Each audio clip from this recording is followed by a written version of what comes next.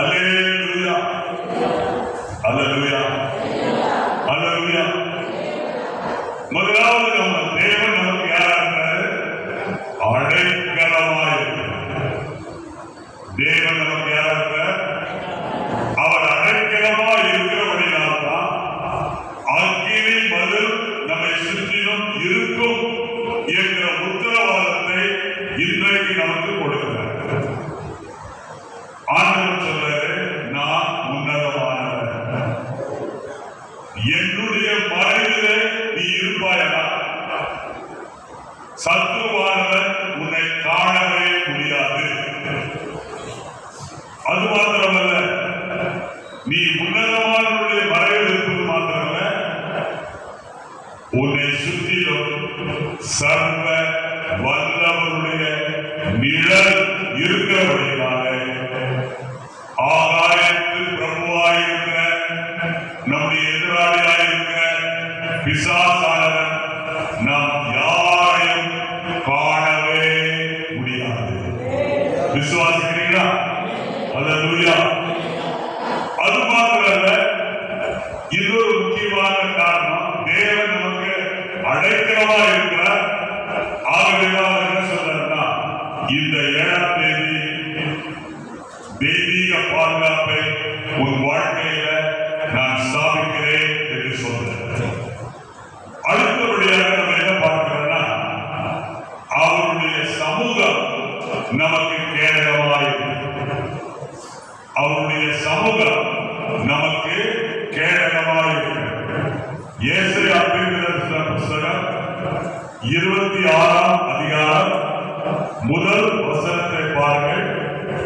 ஏசாயா 26 வாசிங்க.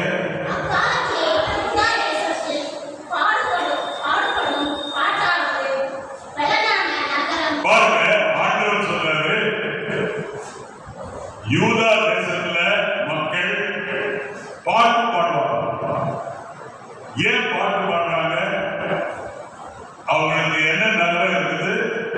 பெலனான நகரம். என்ன நகரம்? பெலனான நகரம். சத்துரு நம்மை மேற்கொள்ள முடியாத நிலைமையில கர்த்தர் நம்மை வைக்கிறார். ஆண்டவர் சொல்றாரு, இந்த பெலனான நகரத்துக்கு எது பதில்? ரட்சிப்பு. ரட்சிப்பையே அந்த பெலனான நகரத்துக்கு பதிலாக வைக்கிறார். அது மாத்திரமல்ல, இந்த ரட்சிப்பையே கர்த்தர் என்ன பண்றாருன்னா, அந்த பெலனான நகரத்துக்கு அரணாக ஏற்படுத்துகிறார். அல்லேலூயா, ஆமென், அல்லேலூயா. ஆகவே கர்த்தருடைய அருமையானவர்களே, உன்னை சுற்றிலும் தெய்வீக அக்கினி இருப்பதனால இந்த தெய்வீக அக்கினி நம்முடைய எதிராளியை தடுத்து நிறுத்துவதற்கு, இந்த எதிராளியை விரட்டி எடுப்பதற்கு போதுமானதாக இருக்கிறது. அல்லேலூயா. சகரியா 2ஆம் அதிகாரம் 5ஆம் வசனத்தை வாசிங்கள். நாம் அதற்கு சுற்றிலும் அக்கினி மதிலாய் இருந்து அதன் நடுவே மகிமையாக இருப்பேன் என்று கர்த்தர் சொல்லுகிறார். நம்முடைய வாழ்க்கை மத்தியிலே தேவன் மகிமையாக தங்கியிருக்கிறார். ஆமென், அல்லேலூயா, ஆமென்.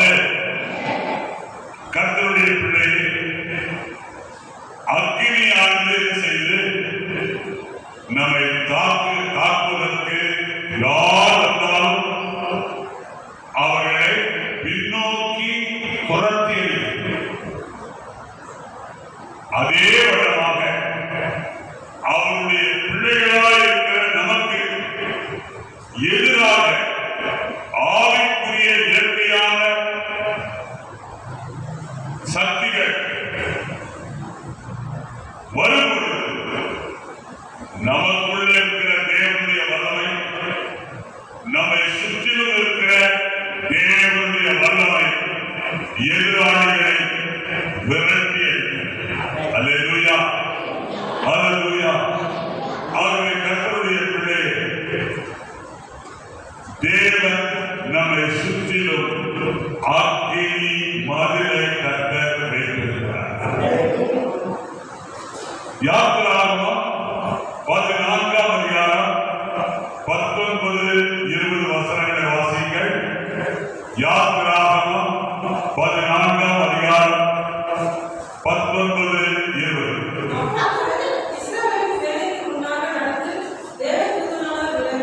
பாருங்க, 25 லட்சம் பேருக்கு முன்னால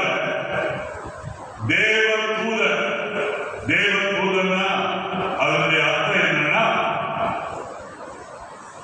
தேவனுடைய ஆள் தத்துவத்துல இரண்டாவது நபராக இருக்கிறவர். தேவனுடைய ஆள் தத்துவத்துல இரண்டாவது நபராக இருக்கிறவர் யாரு? ஆண்டவராகிய இயேசு கிறிஸ்து. அவர் இன்னும் இயேசுவா பிறக்கல. பழைய ஏற்பாட்டில் என்ன பண்றாரு? 25 லட்சம் பேருக்கு முன்னால நடக்கிறார். அல்லேலூயா. நடந்து என்ன பார்க்கிறோம்?